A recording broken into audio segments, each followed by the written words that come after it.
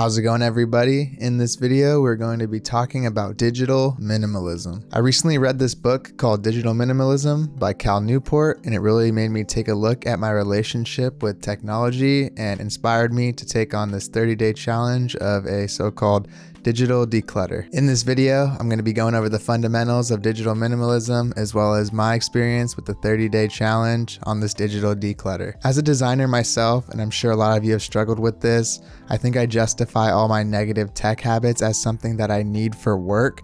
But do we really need to mindlessly scroll TikTok, share our favorite memes with our friends, or be there whenever our favorite streamer goes live? Or do we just justify these bad habits because our primary deep work is done on the computer? With working from home, freelancing, social media, it seems like these days we're constantly connected by electronic devices almost 24/7. On a bad work day when I'm at my computer, it seems like I spend half my time switching between email, Twitter, Discord, and then picking up my phone and mindlessly scrolling through Instagram. All these things they're doing are just distracting me from the real tasks at hand and the real creative deep work that I want to be doing. If you really think about all those hour-long breaks that you spend scrolling through Instagram Reels, they could really be put towards such more beneficial things. You can work on a personal passion project. You can pick up that hobby that you were really into that you seem to not have time for anymore. You can read a book, or you can even just fully take time to recharge without constantly being bombarded by information from the internet. I know, like most of you though, as designers, we make our money online. So you're probably thinking, if only there was a way that I could somehow stay connected, post my work online, get clients, but still not constantly be distracted by the internet. Well, there is. And this is a practice called digital minimalism. So you're probably wondering exactly what is this idea of digital minimalism. At its core, digital minimalism is using technology and the internet to aid you without completely distracting you from the proper tasks at hand. What we need to do for this is assess our different relationships with technology and figure out what is just enough to benefit us without overindulging and becoming problematic. For example, a digital minimalist would maybe check their email once or twice a day or even a week instead of constantly being at the world's beck and call. Implementing some of these techniques helps you get rid of constant interruptions and gives you the time and concentration needed for this deep creative work.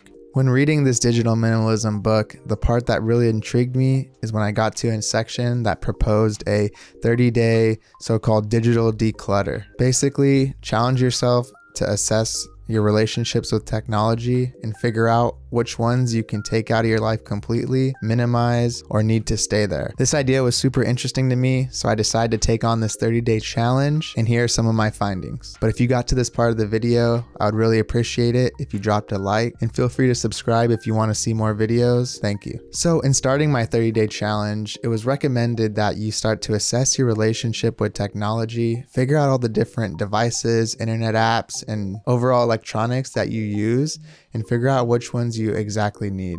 So I started by assessing the problematic relationships I have with these different apps and electronics, as well as figuring out the details for each of these of which ones exactly I need to keep that are essential for my business and income. So I ended up breaking it down with these specific guidelines and wrote it down on this piece of paper, and I actually ended up taping it up to my PC to make sure to remind me anytime I start to stray off the path. So the reason I decided to mainly focus on internet apps is because I feel like these are the things that are personally the most distracting to me and that I have a negative relationship with. Other stuff like music, watching TV, video games, I've gotten a lot better with over the years, and they don't tend to distract me from the work I need to be doing. So I decided to focus on these 7 apps. The apps that I use most in order of frequent use are Instagram, Twitter, TikTok, YouTube, Discord, Reddit, and Behance. So like I said before, something like Instagram, Twitter, and YouTube are obviously essential to my business and what I'm doing, or else you wouldn't even be seeing this video right now. So I had to set up some rules that allow me to still be able to post and do some occasional engagement, but without consuming so much content and distracting me. So for Instagram, I would only use it for messaging when any inquiries came in that were, maybe jobs or other important business things. 5-minute engagement before I was about to post, and then post posting almost every day around 12 p.m. So for Twitter, I only used it for posting and messaging. I deleted all the notifications though, so it took me a lot longer to get back to people on messaging. I also deleted the app off my phone because I was a lot less likely to check it on desktop. But with my phone, anytime I was bored waiting in line or anything like that, I would always pull out Twitter every time there was any small little sense of silence or boredom. And I think that was like a super bad habit. And as for only posting, I wouldn't even do it that much. I'd do it on the desktop, and I would try to actually schedule a lot of the tweets at a given time. That way I'm not constantly popping in and out, because it's easy to say you'd come in at a certain time, post, then leave, and you get sucked in, you start checking some stuff, you get into some drama on the news feed area, and then you're done. For YouTube, I was pretty much trying to only use it to listen to podcasts or watch podcasts that felt informative or actually beneficial, post my content, but other than that, I tried not to use it too much. Discord. Now this one, I don't know if you all use it, but I know a lot of people that do, and it actually has been probably one of the most surprisingly distracting things. I'm always checking in my server, and if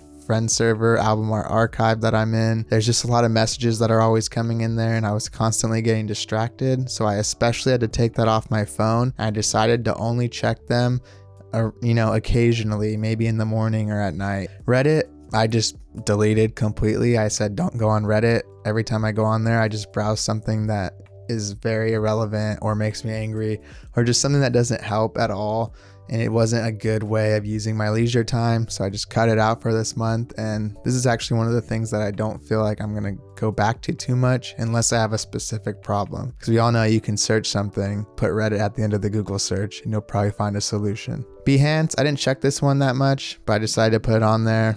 I said I'll only go on there if I post, so that was super easy, but thought I should actually put it in there just because I use it occasionally. In addition to these restrictions, I also deleted the badges in the notification settings on my phone, which was super helpful. I felt that some kind of OCD or anxiety around always seeing the red badges or any notifications, and this need to have to clear them out. Even if I could care less about what the actual message or notification was, I didn't like seeing the red number there. So I just took that off, and I never really thought of doing that until now, and I'm definitely going to keep it that way because it worked out very well. The final and probably one of the most important adjustments I made to my relationship with technology, specifically my phone, was during my normal work hours that I set for myself, anywhere from 9 or 10 to 5 or 6. I put my phone in do not disturb mode, and I actually put it on another side of the room. I actually put it on my mini fridge, which is away from arm's reach from my desk. And surprisingly, that small extra layer of effort stops you from checking it as much. So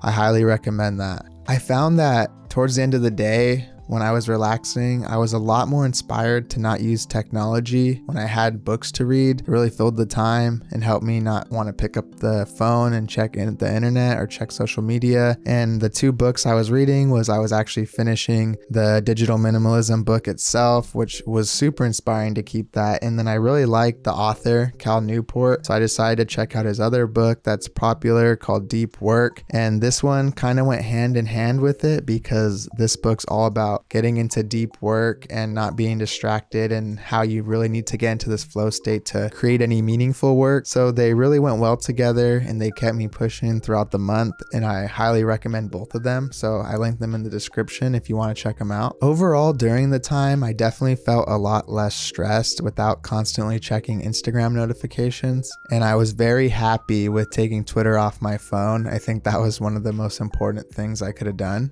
One thing I did find, however, though, is your brain seems to constantly try to fill that space that you took out with something else. So I found myself not checking Instagram as much and not having Twitter on my phone, but I was actually supplementing some of that use with checking my fantasy football app more than I would like to admit. I realized that if you don't have something good in your leisure time or quality hobby to fill that with, when you delete, Instagram or Twitter from your time that you spend, casually, it's just going to be filled with something else that's kind of irrelevant. So make sure you have some good books, a hobby set up, or some kind of projects you want to work on, so you don't fall back into that vicious cycle. For example, I remember on about, I think the 3rd week, I finished these both books, and I finished another book that I was reading, and I was actually waiting for one to come in the mail. email. And during that time, I struggled a lot more with wanting to check my phone because I felt I didn't have something to occupy my time. Also, I'm sure all of this poses the question for a lot of you working from home, freelancers, designers, artists, writers, whatever it may be, that it's really hard to set boundaries on your work life and your personal life when your home office or your workstation computer is in the same place that you do the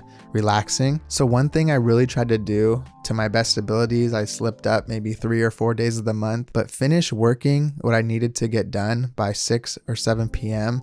That way after that, I'm done with any obligations of work. I'm not checking email as much as I want to reply to this client revision I know I have to do in the morning. I decided to really respect my own boundaries and know that at that time when you're done with work, you're done with work. When you're constantly connected like that, you really deprive yourself of that needed time to fully recharge and just relax without constantly thinking about what you're going to do the next day. If we're constantly connected like that, we don't have time to process decisions, brainstorm, and just kind of let your brain relax at the end of the day. Those are some of my personal findings, and overall, I really enjoyed this new relationship and way to interact with technology. And I'm going to try to really stick with it from here on out.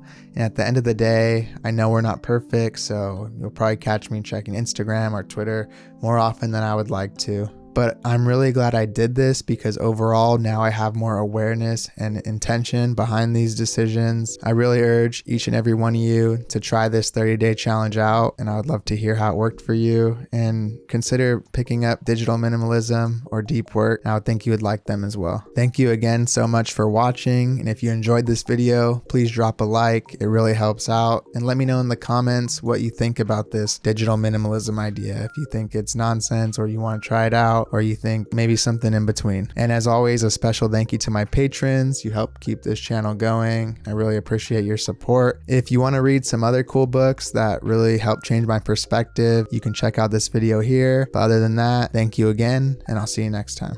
Peace.